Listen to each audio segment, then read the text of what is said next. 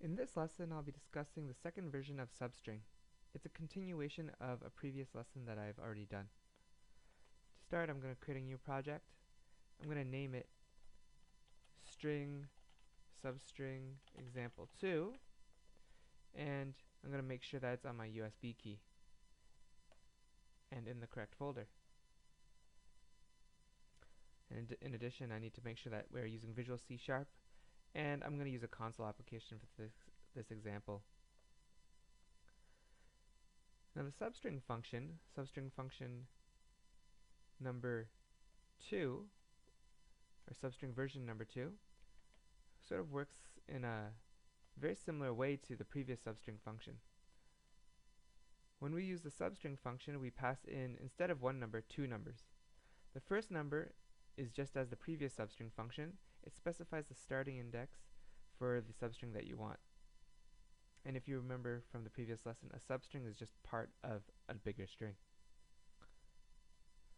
The second number is new, and that tells us the number of characters that we want. So let's see how to use this in an actual example. So I'm going to tell the user to input 7 characters.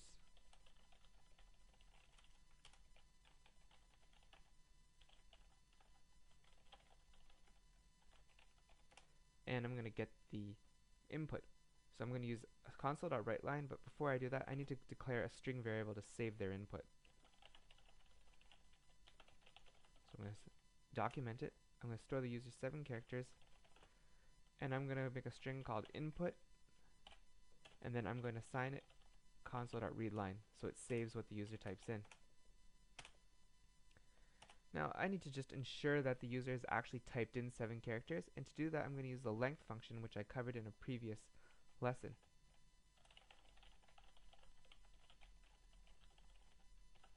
Whenever I need to check something, I use an if statement.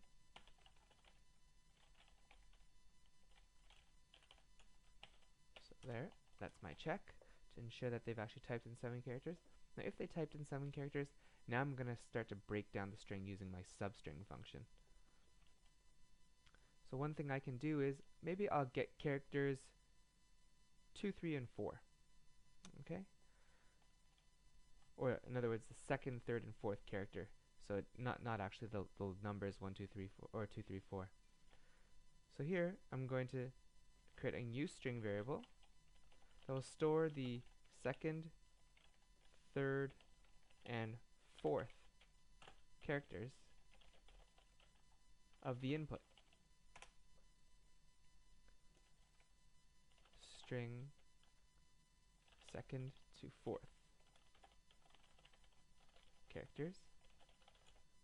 So they're just making my variable to save the substring that I want to get. And I'm going to write equals input.substring.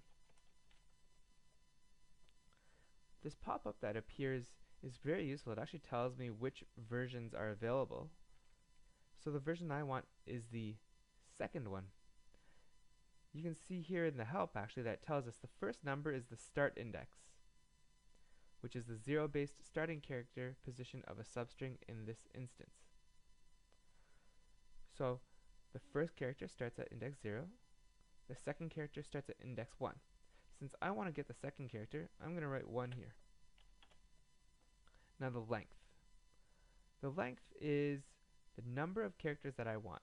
If I want the second, third, and fourth characters, that's 3 characters that I need. So I'm going to type in the number 3. I'm going to close off my bracket and semicolon. And just to make sure that this works, I'm going to use a console.writeLine and print out second to fourth characters. We run the program. A, B, C, D, E, F, and G to make it 7. I'm going to press enter, and it prints out B, C, D. So that is the second, third, and fourth characters. Let's say I just want to get the last character.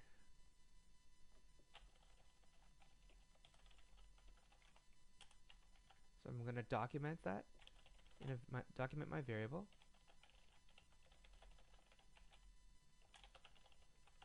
Of the user's input, so last character of the user's input, and I'm going to call it last character, And I'm going to use my substring function again. So that's input.substring. Now the start index.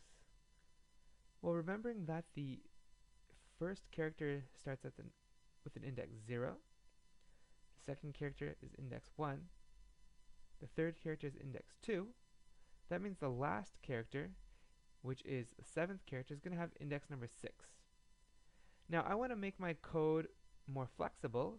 If I were to change this to 20 characters, I'd still like to be able to get the last character. So I'm going to use actually the length of the substring minus 1.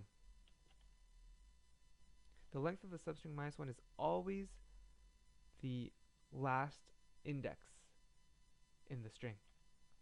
So to get the last index, I'm going to write input.length.